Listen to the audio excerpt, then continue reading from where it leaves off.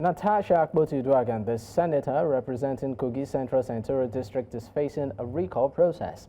The Independent National Electoral Commission has formally notified her of the recall proceedings and will commence scrutinizing the list of signatories submitted by the petitioners to ascertain that the petition is signed by more than half of the registered voters in the constituency. Well, speaking with me right now on this is Isaiah Davies-Ijele, is the press secretary for the Social Democratic Party, Kogi State. Joins virtually. Thank you for your time. Thank you. Good evening, my brother. All right, great. Let me start by asking you basically what you make of the issue between Senator Natasha and the Senate President as regards the harassment accusation. Thank you very much, Dr. You know, when it comes to the issues of sexual harassment, it is a private thing that took place in a private place. So, young generation that believe in the rule of law and transparency, until I see a viable evidence to that claim, I will not take side in whatsoever that is going regarding the issue of the harassment. But by evidence, do you mean evidence being presented by Senator Natasha? Oh, yeah. You can, the allegation of sexual harassment is there, and I believe that there should be an element of something to prove that, because the last affidavit that she filed, you know, she said she reserved her right to keep her evidence. So I think with that, I would not want to comment on an issue that is already in court or that is already in process to be investigated. I will say until then, I will not be, but I know very well that behind every allegation, there are elements of truth. But you cannot openly come and say, this is this, until there are evidence to prove, until there are evidence to that effect. And I know that at the right time, we will speak on it. But from the beginning of the crisis, one of the things that I said openly, and it's very simple.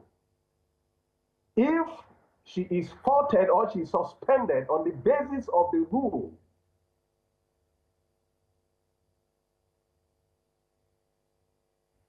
and she should apologize.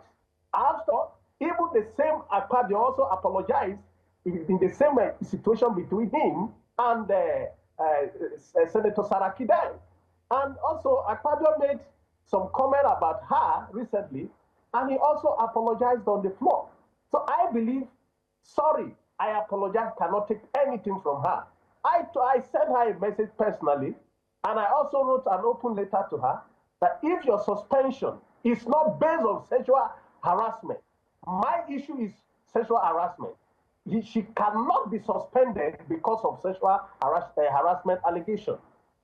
But because they say it is not because of the harassment, but because of her uproar on the floor. That is fair, no? Isaiah, I'd like to pick up on that. I mean, looking at the handling of this issue by the Senate itself, where, of course, there are committees set up, some of the opinion that all of this are ploys to sort of silence her. Do you think that is the case? Of course, she's a lady. You see, there are some, you know, issues. Just like I said, I don't want to go detailed in some of those harassment issues, but I know that the Senate also handled the issue poorly. On her own part, I can tell you categorically, as a man of integrity, that she might also have handled it poorly. But as a woman with emotion, sometimes they are clouded by their emotion, and their sense of judgment at that particular time cannot be used to judge their, you know, the reality. But having said that, like I said initially, I believe that she only owes an apology to the Senate for the fact that her seat was changed, and she maybe for any reason that she didn't, you know, calmly address the issue, and she, you know, raised the issue in with anger or however they took it. I take it to that. But for the fact that almost 80% or 90% of the people at that floor did not vote against her suspension. That is one of the reasons. That's why I say, as a young progressive and as a young person that believe in the rule of law, listen to this. Don't get me wrong. The rule of law we are advocating for in this generation. One of the problems that is facing Nigeria as a nation today is lack of law. Is our court, our judiciary today has nothing to write home about. In fact, one of the revolutions that is going to take place in Nigeria is not because of the injustice that they are being done to the Nigerian people, or about the rigging of the election, or INEC fraudulent manipulation of election, but for the fact that there is no hope for remedy. There is no hope. Because you turn to judiciary, which is supposed to be the hope of the common man today, is no longer hope of the common man. And that is why I'm talking about law. If indeed she faulted the law, she owed the Senate an apology. And I would say it categorically that she should apologize based on the rule that she broke at that moment, not on the sexual harassment. Listen to this. If the followed and the rule of law is followed, trust me, Senator Uduaghan, Senator Natasha Akpoti-Uduaghan can never and ever be recalled. In fact, it's easier for 10 camels to pass through the eyes of a needle than recalling Senator Natasha. Well, three of so you're saying, ten as a governor. So you are saying if the rule of law is truly followed in all of this, it's easier for a needle to pass through an eye of... I really didn't get that. You are saying that if the rule of law is followed, the recall proceedings is easier. Is that what you're saying? I say if the rule of law is followed, it is not easy to recall Natasha. It is easier for 10 cows, 10 camels to pass through the eyes of a needle than recalling Natasha. If the rule of law is followed, it will be easier for a camel to pass through the eyes of a needle. And between me and you... Just quickly, because we are really pressed for time. We also understand that Senator Natasha will be coming to Kogi State.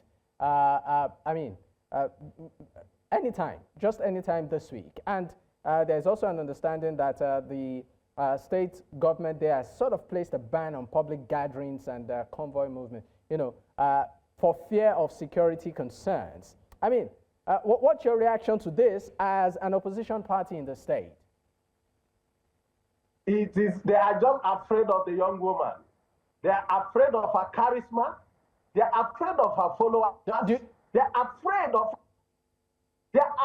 her presence. Does her presence in the state pose any form of security concerns? Do you think that is? Natasha has nothing to do with insecurity in the state. She just coming to agree to her constituency, which she has been doing it. Severally, she has been coming. In fact, the state government are jittering. They are trembling. Listen to this, Biodu. You see, the election that brought about Natasha is not more than 110,000. Both her score and that of her opponent, O'Hare, and the 4,000 for the rest, the remaining candidates. It is not even up more than 110,000. But these people were able to forge signature, presented the signature within how many hours? Within how many days? 250. It is not possible. There have never been such, in fact, go to the history of the election in the Central.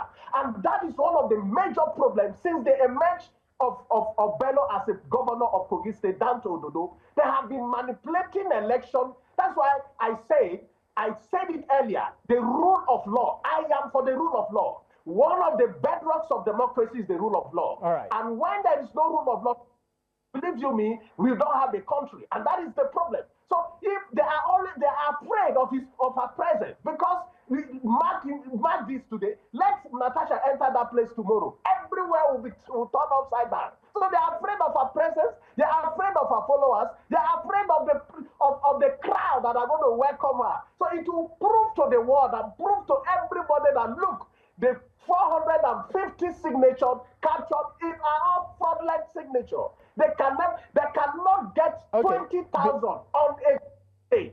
They can never get 20,000 Kogi from Central that will put down their signature for the recall of Natasha. Okay, so Put in me one anywhere. word, sorry, we need to go. So you are saying that those signatures that are calling for a recall, maybe some of them, according to you, are not legit. Is that what you're saying?